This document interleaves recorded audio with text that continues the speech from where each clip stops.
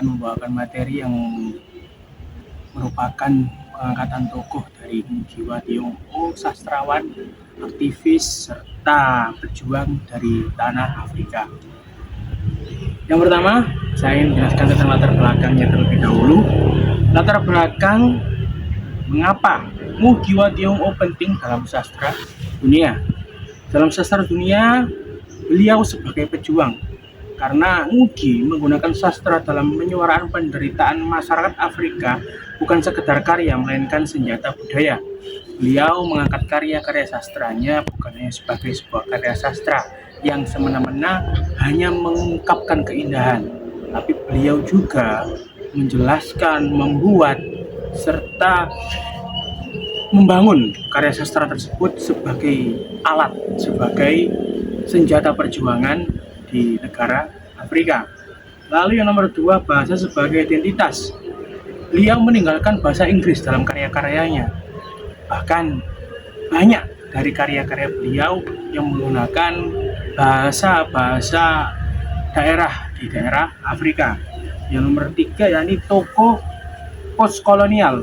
Ia menentang kolonialisme Barat dan membela identitas Afrika sebagai karya-karya yang tajam dan berani. Seperti yang saya sampaikan di poin pertama tadi, di mana karya-karya beliau juga sebagai senjata. Beliau juga dikenal dengan tokoh yang postkolonialisme, di mana karya-karyanya selalu menentang tentang kolonialisme, seorang penjajah yang menjajah daerah beliau.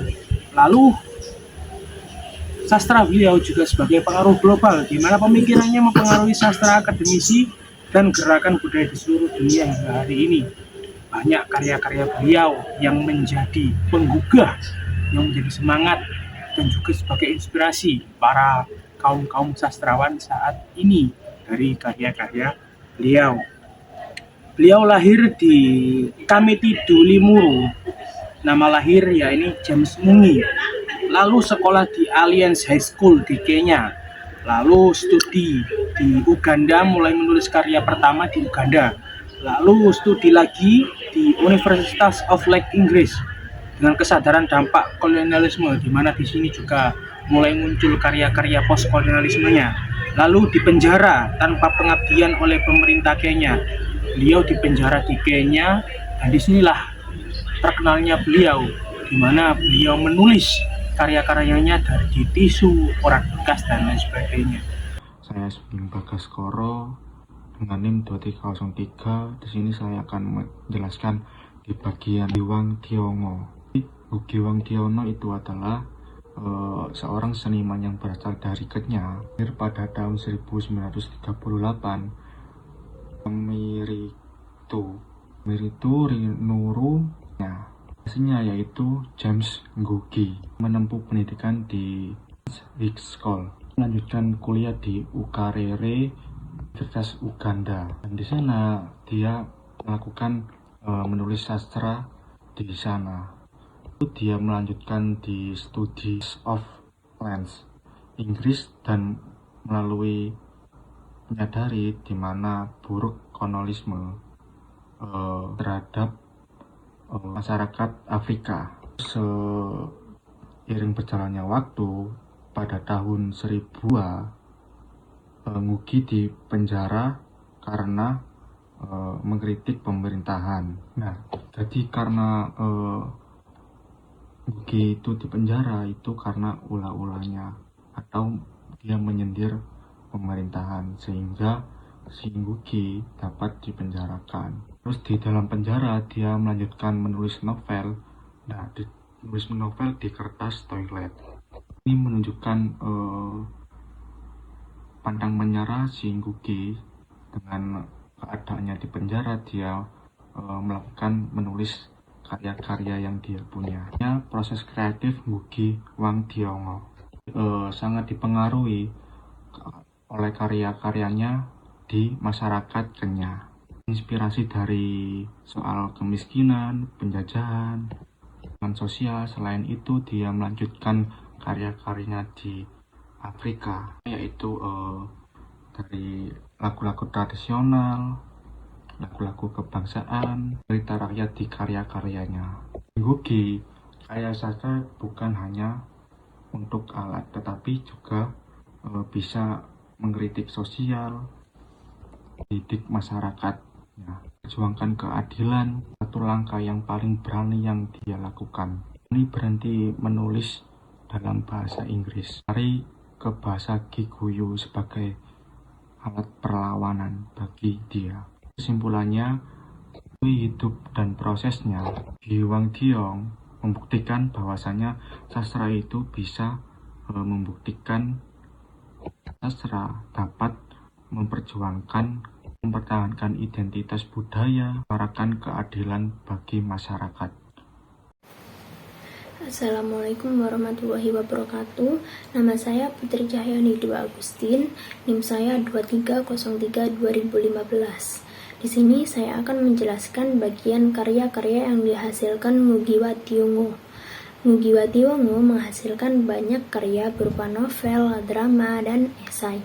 Hampir semua karyanya mengangkat tema kolonialisme, ketidakadilan sosial, perjuangan rakyat, serta pentingnya mempertahankan identitas budaya Afrika. Karyanya yaitu yang pertama, Weep Not Child, pada tahun 1964. Novel ini mengisahkan perjuangan rakyat Kenya pada masa penjajahan Inggris. Karya ini juga dikenal sebagai novel berbahasa Inggris pertama yang ditulis oleh penulis Afrika Timur. Yang kedua, yaitu The River Between, pada tahun 1965. Novel ini menceritakan konflik antara tradisi masyarakat Afrika dengan budaya Barat, terutama dalam persoalan agama, pendidikan, dan identitas budaya. Yang ketiga, yaitu A Grain of Wheat, pada tahun 1967. Novel ini menggambarkan perjuangan kemerdekaan Kenya. Novel ini menunjukkan kemerdekaan tidak hanya membawa harapan, tetapi juga pengkhianatan, pengorbanan, dan konflik di masyarakat Kenya. Selanjutnya, yang keempat, yaitu Petals of Gold, pada tahun 1977. Novel ini berisi kritik tajam terhadap korupsi, kapitalisme, dan ketimpangan sosial yang terjadi setelah Kenya merdeka. Yang kelima yaitu Devil on the Cross, pada tahun 1980. Novel ini ditulis Ngugi saat di penjara. Bahkan Ngugi menulisnya menggunakan kertas toilet sebagai media menulis. Novel ini menggunakan bahasa Gikuyu sebagai bentuk perlawanan terhadap dominasi budaya kolonial. Yang keenam adalah Wizard of the Crow, pada tahun 2006. Sebuah novel satir yang mengkritik pemerintah yang otoriter, penyalahgunaan kekuasaan, dan kondisi politik di Afrika modern. Yang ketujuh yaitu Decolonizing the Mind, pada tahun 1986. Walaupun Decolonizing the Mind ini bukan novel, namun ini adalah esai yang merupakan karya sangat berpengaruh. Isinya menekankan bahwa bahasa merupakan identitas budaya, sehingga masyarakat perlu mempertahankan bahasa asli agar tidak kehilangan jati dirinya. Selanjutnya, kita akan membahas pandangan kritikus. Para kritikus mengakui Ngugi wa Thiong'o sebagai salah satu tokoh penting dalam sastra Afrika dan kajian postkolonial. Namun, selain mendapatkan banyak pujian, karyanya juga tidak lepas dari kritik. Kita akan membahas pujian kritik terlebih dahulu.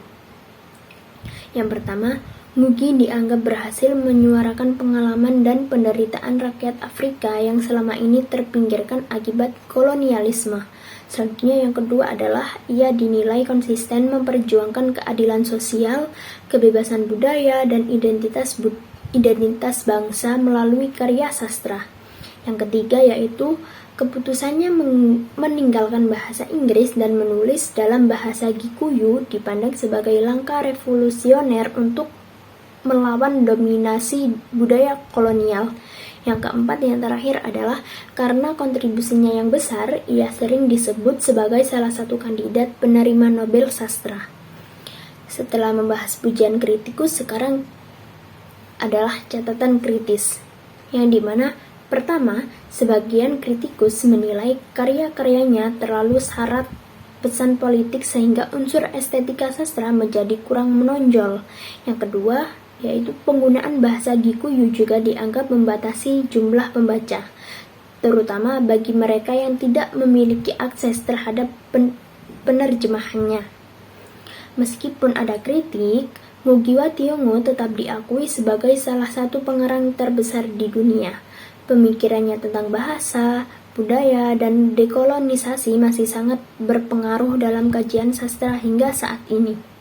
Karya monumental. Salah satu karya terkenal Ngugi wa Thiong'o adalah Decolonizing the Mind. Buku ini membahas hubungan antara bahasa, budaya, kolonialisme di Afrika. Menurut Ngugi, penjajah tidak hanya melalui kekuasaan politik, tetapi juga melalui penguasaan bahasa budaya. Ia berpendapat bahwa penggunaan bahasa kolonial dapat membuat masyarakat kehilangan identitas budayanya. Karena itu, ia mengajak masyarakat Afrika untuk tetap menggunakan bahasa daerah sebagai upaya menjaga budaya dan jati diri. Buku ini menjadi salah satu karya penting dalam kajian postkolonial dan banyak dijadikan referensi berbagai universitas. Kelebihannya terletak pada gagasan yang kritis dan masih relevan hingga saat ini.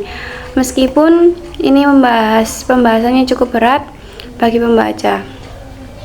Kesimpulan, Ngugi wa Thiong'o merupakan salah satu tokoh penting dalam sastra Afrika dan kajian postkolonial. Melalui karya-karyanya, ia menunjukkan bahwa sastra dapat menjadi alat untuk melawan penindasan dan mempertahankan identitas budaya.